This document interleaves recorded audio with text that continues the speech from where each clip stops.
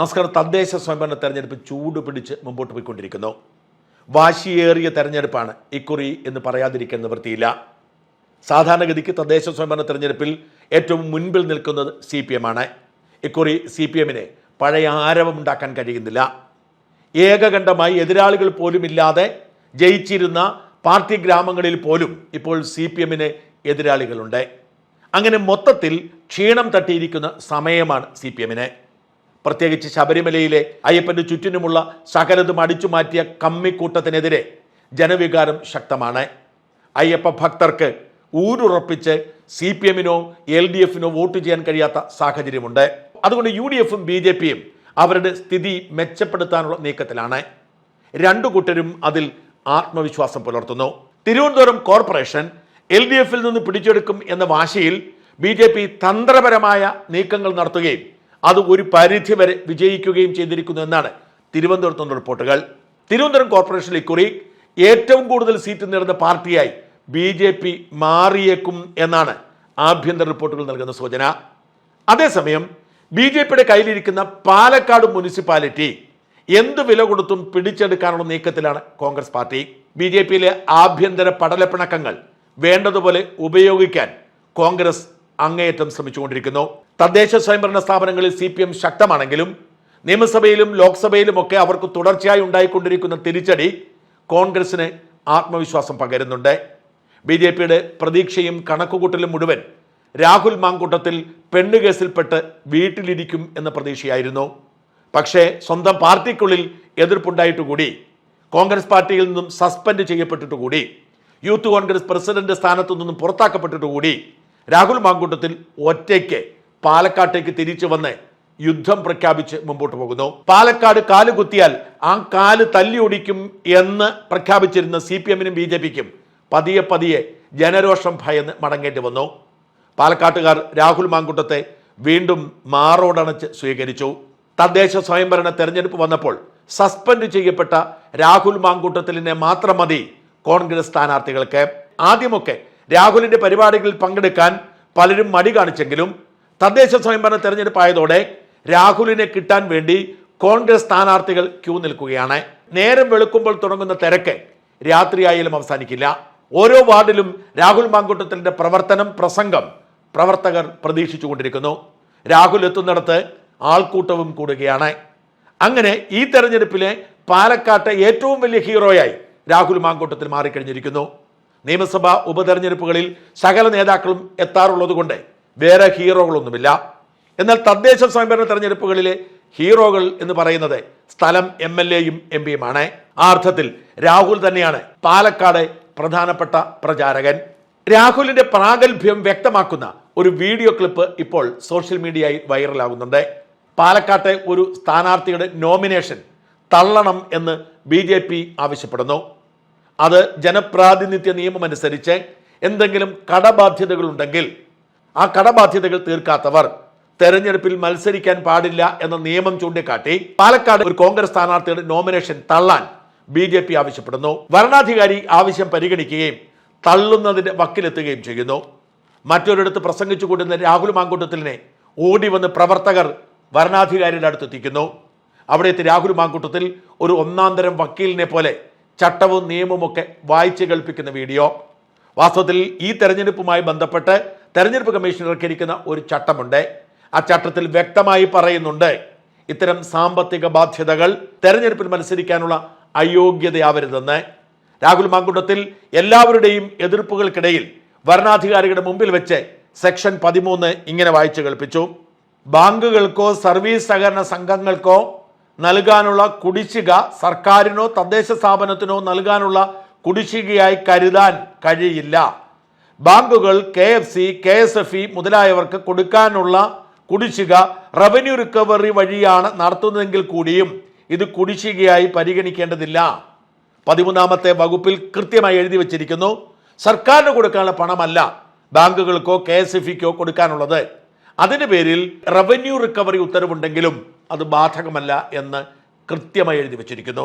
ആക്ടിന്റെ വിശദീകരണം എന്ന നിലയിൽ പുറത്തു വന്നിരിക്കുന്ന റൂളിൽ ചട്ടത്തിൽ കൃത്യമായി പറയുന്നു, ഇത്തരം കുടിശ്ശികകൾ അയോഗ്യതയാക്കില്ല എന്ന്. രാഹുൽ മാങ്കൂട്ടത്തിൽ ഇതാണ് ഉറക്ക വായിച്ചു കേൾപ്പിച്ചത്. അയോഗ്യതകളും മാർഗനിർദ്ദേശങ്ങളും പുറപ്പെടുവിക്കുന്നു. അതിനകത്തെ ക്ലോസ് നമ്പർ 30 ബാങ്കുകൾക്കോ സർവീസ് സഹകരണ സംഘങ്ങൾക്കോ നൽകാനുള്ള കുടിശ്ശിക സർക്കാരിനോ തദ്ദേശ സ്ഥാപനത്തിനോ നൽകുവാനുള്ള കുടിശ്ശികയിലേക്ക് എഴുതാൻ കഴിയില്ല. ബാങ്കുകൾ KFC, KSFE മുതലായവയ്ക്ക് കൊടുക്കാനുള്ള കുടിശ്ശിക റവന്യൂ റിക്കവറി വഴിയാണ് നടത്തുന്നതെങ്കിൽ കൂടിയും അത് കുടിശ്ശികയായി പരിഗണിക്കേണ്ടതില്ല. അതായത് കേരള ബാങ്കിനേക്കാൾ കൂടുതൽ സംസ്ഥാന സർക്കാരിന് നേരിട്ട് നിയന്ത്രണമുള്ള KSFE-യിലെ പിന്നെ നമ്മുടെ ലയബിലിറ്റി പോലും, ഫിനാൻഷ്യൽ ലയബിലിറ്റി പോലും ഇതിൽ അയോഗ്യതയായി നിർദ്ദേശിക്കാൻ കഴിയില്ല. ഇനി വക്കീല് വേറെ ഏതെങ്കിലും ചട്ടം പറയുന്നുണ്ടെങ്കിൽ, ആ നിയമം പറയുന്നുണ്ടെങ്കിൽ, ആ നിയമം വാദവും പ്രതിവാദവും ആകേണ്ട സ്ഥലത്തിന്റെ പേര് കോടതി എന്നാണ്. നിങ്ങൾ ജഡ്ജിമാരല്ല, നിങ്ങൾ ഇലക്ഷൻ കമ്മീഷൻ ഉദ്യോഗസ്ഥന്മാരാണ്. വക്കീൽ പറഞ്ഞപ്പോൾ ഞാൻ കിട്ടിയില്ലല്ലോ, ഇനി ഞാൻ പറയട്ടെ. ഇലക്ഷൻ കമ്മീഷന്റെ ഉദ്യോഗസ്ഥന്മാർ എന്ന നിലയിൽ ഇലക്ഷൻ കമ്മീഷൻ മുന്നോട്ട് വെച്ചിരിക്കുന്ന നിർദ്ദേശമാണ്, ഞങ്ങൾ പറഞ്ഞതല്ല, ഞങ്ങൾ ആവശ്യപ്പെട്ട നിർദ്ദേശമല്ല. ഇലക്ഷൻ കമ്മീഷൻ ഇതാണ് യോഗ്യത, ഇതാണ് അയോഗ്യത എന്ന് പറഞ്ഞൊരു സർക്കുലർ മുന്നോട്ട് വയ്ക്കുമ്പോൾ ആ സർക്കുലറിന് പ്രകാരമാണ് ഞങ്ങൾ സ്ഥാനാർത്ഥികളെ പ്ലേസ് ചെയ്തിരിക്കുന്നത്. അതിനകത്ത് ഏതെങ്കിലും തരത്തിൽ മാറ്റം വരുത്തുകയാണെങ്കിൽ മാറ്റം വരുത്താൻ കഴിയുന്നത് ഇലക്ഷൻ കമ്മീഷൻ അല്ല. അല്ലെങ്കിൽ നിങ്ങൾ 7/11/2025 ശേഷം പുറപ്പെടുവിച്ചിട്ടുള്ള മറ്റൊരു സർക്കുലറായിട്ട് ദയവ് വയ്ക്കും, നിങ്ങൾ ദയവ് ചെയ്യും, ഞങ്ങളത് കേൾക്കാം. നിങ്ങൾ ഇലക്ഷൻ കമ്മീഷൻ ഉദ്യോഗസ്ഥർ നിലയിൽ നിങ്ങൾ 7/11/2025 നിങ്ങൾ പുറത്തിറക്കിയ സർക്കുലർ അത് സ്റ്റാൻഡ് ബൈ ആയി നിലനിൽക്കെ മറ്റൊരു സർക്കുലറും വന്നിട്ടില്ല എന്നിരിക്കെ മറ്റെന്തെങ്കിലും ചാർജ് ചെയ്തെങ്കിൽ അതിനകത്ത് യാതൊരു തരത്തിലും തീർപ്പിക്കാൻ ഇലക്ഷൻ കമ്മീഷൻ നിയോഗിച്ചിരിക്കുന്ന ഉത്തരവാദിത്തപ്പെട്ട സ്ക്രൂട്ടിനിക്ക് ഉത്തരവാദിത്തപ്പെട്ട ഭരണാധികാരികൾ നിലയിൽ നിങ്ങൾക്ക് അവകാശമില്ല. ഈ പറയുന്ന വാദങ്ങളിൽ എന്തെങ്കിലും കടമുണ്ട് എങ്കിൽ അത് ചലഞ്ച് ചെയ്യപ്പെടുന്ന സ്ഥലം കോടതിയാണ്. അതിനാൽ നിങ്ങൾ പറഞ്ഞിട്ടുള്ള, നിങ്ങൾ പുറത്തിറക്കിയിരിക്കുന്ന സർക്കുലറിന് പ്രകാരം മത്സരിക്കുന്ന ഒരു സ്ഥാനാർത്ഥി അയോഗ്യനാക്കാൻ കഴിയുകയില്ല. നമ്മുടെ വാദം ഈ സർക്കുലർ ആക്ടിന് വിരുദ്ധമാണ്. ഇലക്ഷൻ കമ്മീഷൻ ഉത്തരവിറക്കിയത് is not on our any sort of compulsion. ഞങ്ങളുടെ കമ്പൽഷനിലല്ല ഇലക്ഷൻ കമ്മീഷൻ സർക്കുലർ ഇറക്കിയത്.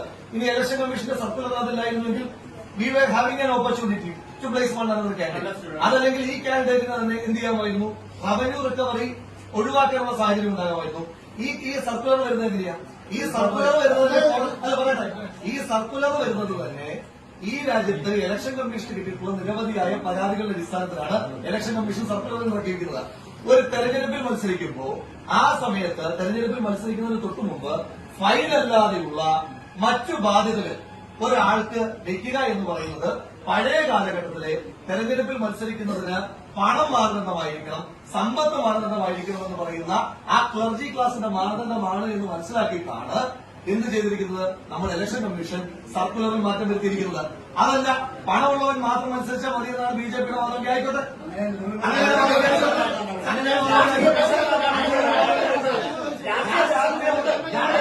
ഞാൻ രാഷ്ട്രീയ അത് ഞാനിവിടെ പറയുന്നത്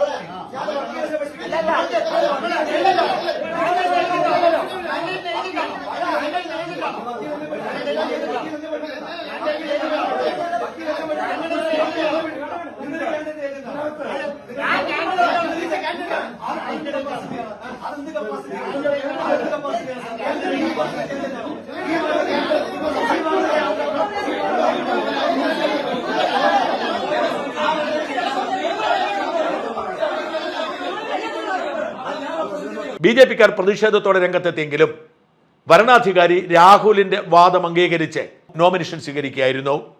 ഈ സംഭവം രാഹുലിനുണ്ടാക്കിയിരിക്കുന്ന മൈലേജ് ചില്ലറയല്ല.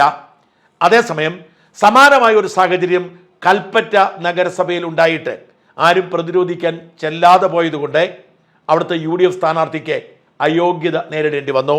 കൽപ്പറ്റ നഗരസഭയിലെ ചെയർമാൻ സ്ഥാനാർത്ഥിയായ KG രവീന്ദ്രനെ ചില സാമ്പത്തിക ബാധ്യതകൾ ഉണ്ട് എന്നതുകൊണ്ട് നോമിനേഷൻ തള്ളുകയായിരുന്നു. ആരും ഈ റൂൾ 13 ഉപയോഗിച്ച് വാദിക്കാതെ പോയതുകൊണ്ട് KG രവീന്ദ്രന് പകരം ഡെമ്മി സ്ഥാനാർത്ഥി മത്സരിക്കേണ്ട സാഹചര്യമുണ്ടായി. കൽപ്പറ്റയിൽ ഇഞ്ചോടിഞ്ചു മത്സരമാണ് LDFും UDFും തമ്മിൽ. കഷ്ടിയാണ് കഴിഞ്ഞ തവണ UDF ഭരണം പിടിച്ചെടുത്തത്. തിരിച്ചുപിടിക്കും എന്ന വാശിയിലാണ് LDF. അവിടെയാണ് UDF സ്ഥാനാർത്ഥിയുടെ സ്ഥാനാർത്ഥിത്വം തള്ളിപ്പോകുന്നത്. അത്തരം സാഹചര്യങ്ങൾ സംസ്ഥാനത്ത് പലയിടത്തും ഉണ്ടായിട്ടും പാലക്കാട് രാഹുൽ മാങ്കൂട്ടത്തിൽ കൃത്യമായ ഇടപെടൽ നടത്തി അതിനെ അതിജീവിച്ചത് തന്നെയാണ് സോഷ്യൽ മീഡിയയിൽ ഇപ്പോൾ ചർച്ചയാവുന്നത്.